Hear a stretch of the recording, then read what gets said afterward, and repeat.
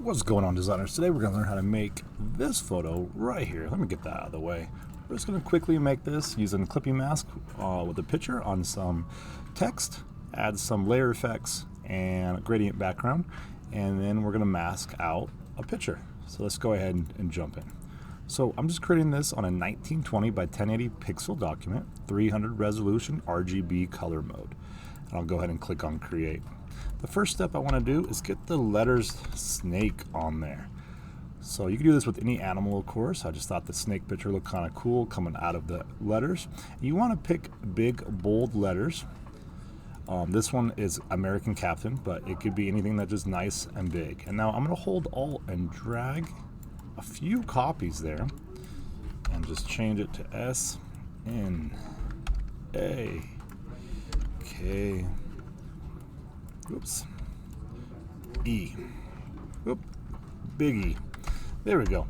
And my next step is to go to File, Place Embedded, and grab whatever animal picture you're using. We're going to use this snake.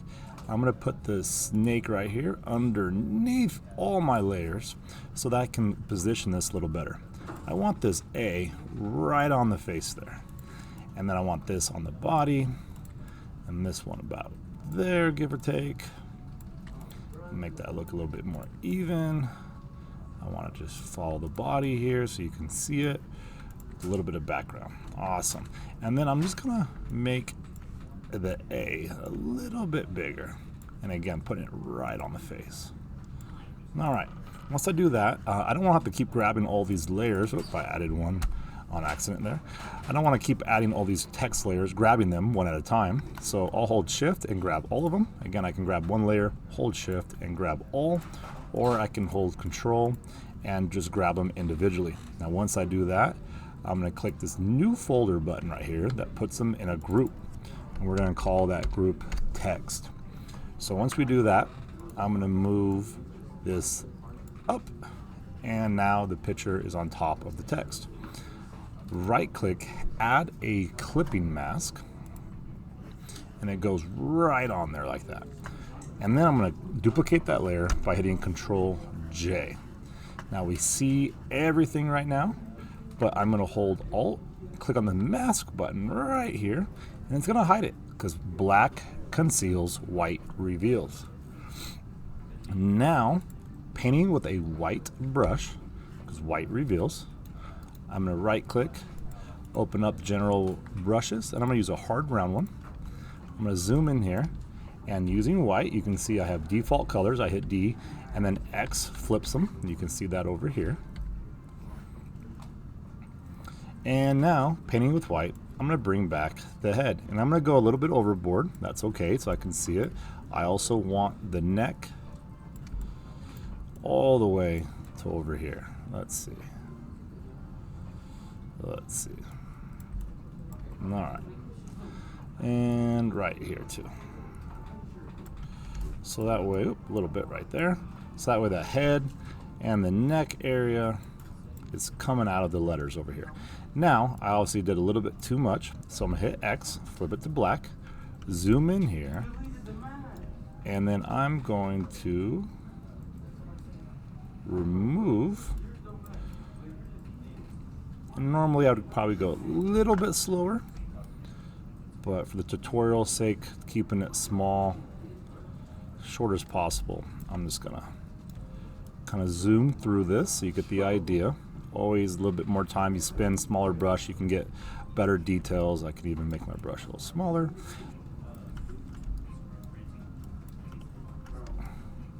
All right, and then I'm gonna make my brush a little bigger.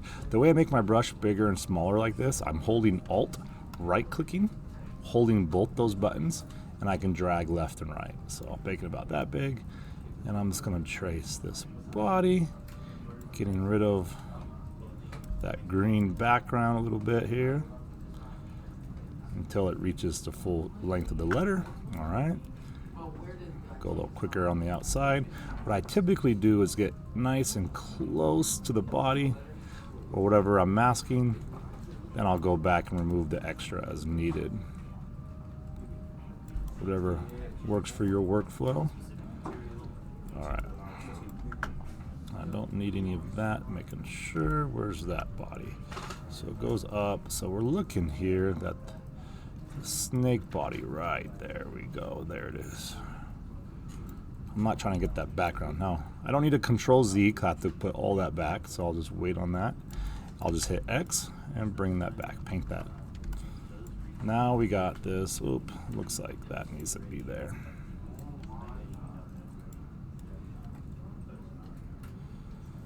All right, there we go. Almost done. So now I really want to make that pop a lot more, and one way we can do that is grabbing this text layer, the group, and I'll double click, and then layer styles are going to show up, and I'm going to add a stroke. I'm just going to grab the color and grab some type of color from this actual snake a little bit. I personally like a little bit lighter side there. I'm going to add a drop shadow. Oops, my color's over here on the other screen. There we go. And then drop shadow. Play with these settings until I get something that I like. And then I'll add an inner shadow, and that really helps make things look 3D, and it really makes that head pop away from the background there. And I like those settings right there. And there we go. That gets me started. Now it kind of looks up. Always save it. I'm used to hitting Control S. I'll call it Snake Demo PSD file there. My cloud's full, so I gotta save it to my computer for everything right now. One thing I don't like, I just noticed, is that letter K. I want to pay attention to detail here a little bit. It's touching the A, it's not touching the E, so I'll just slide that over a little bit. Use my arrow keys and nudge that. There we go. Fix that gap a little bit. Attention to details matter. So now it kind of looks like it's coming out of the S and right there. And so now I'm just going to click on my background layer. That way when I add my gradient, it's going to go right above the background. I'm going to choose the greens. I'll just open them up here. I like this green to yellow, kind of matches really close to the original image already. And I'll just change the angle here. There's more green and it gets yellowish down there. That looks pretty close. Awesome. Now to add one more little layer, because it's kind of plain looking, I'll just go ahead and file, place embedded, and I already downloaded some snake skin. There we go, shabam. That fills up the whole screen there, that's perfect. And I'm going to change, and I have it over my gradient, so that's important. I don't have it on top of everything, just on top of the color. Now I'm going to change my blending mode here to maybe like overlay or soft light. You can go through and find one that you like. I'll use overlay. It's a little strong, so I'll just drop the opacity a little bit. Make it a little subtle, just breaks up that just plain simple color background. And one finishing touch I'm going to do is on top of that texture, I'm going to add a new layer, grab the elliptical marquee tool, select corner to corner, select the inverse, so now I'm just grabbing the corners, and I'm going to go to edit, fill, and choose contents black. I'll click OK. Then I'll deselect by hitting Control D or clicking deselect right here. Filter, blur, Gaussian blur.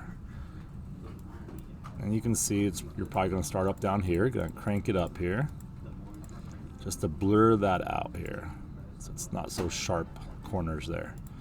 Then I'll just reduce the opacity a little bit. And you can see the letter S, it looks good. It could look better. My original one looked a little bit better. Just using bigger letters is probably what I would do to fix that up there. You can see that look compared to this. I think if I made it bigger, that would have helped out a little bit. But otherwise, there you go. Now, for us, we want to turn it in online, show off our work. So I just still use the legacy export, save for web legacy. When it loads up here, JPEG. Maximum quality is 100. I can go ahead and click save, call it my snake demo, make sure you know where you're saving it. Click save, and there you go. And now you can create this little 3D effect of an animal coming out of letters or text or a word there.